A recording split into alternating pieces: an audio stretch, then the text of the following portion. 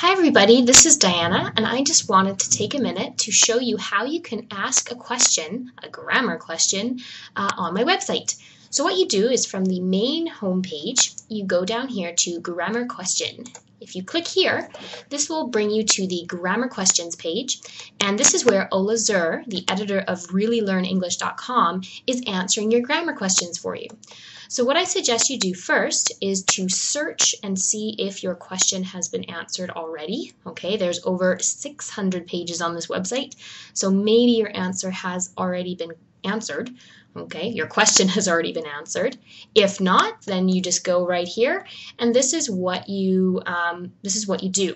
So first, you need to tell me what your question is regarding. For example, if it's about grammar tenses.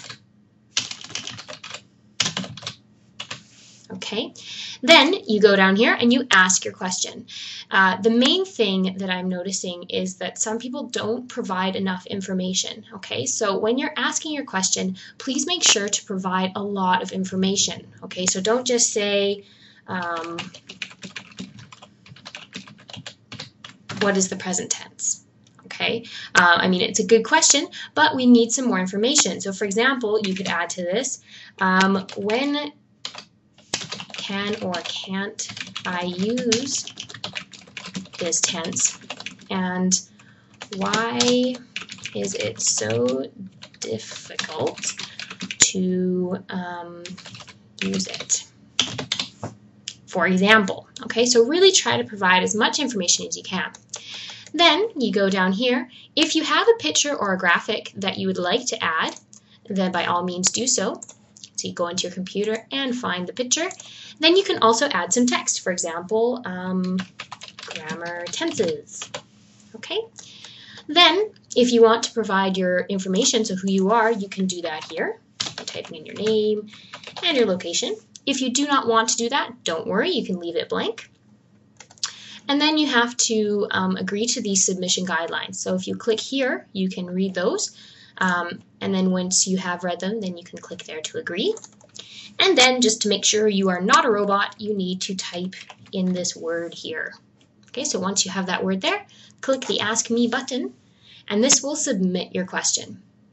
Okay, now this is the preview and confirm page. Okay, so you need to do two things here.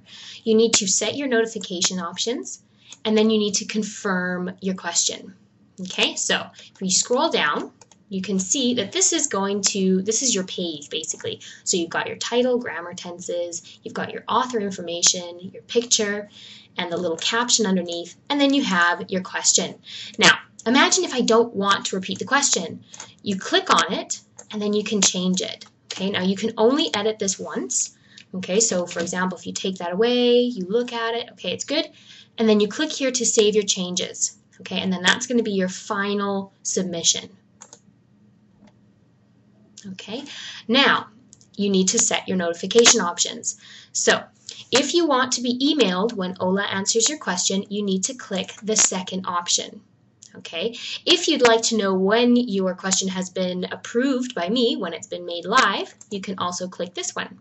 And if you'd like to know when other people make comments about your question, which is actually quite interesting, you can select this one as well. So basically, I would recommend clicking all three. But the basic necessity, if you want to know when your question has been answered, you need to click the second one. Okay, but in this case, we're going to click all three.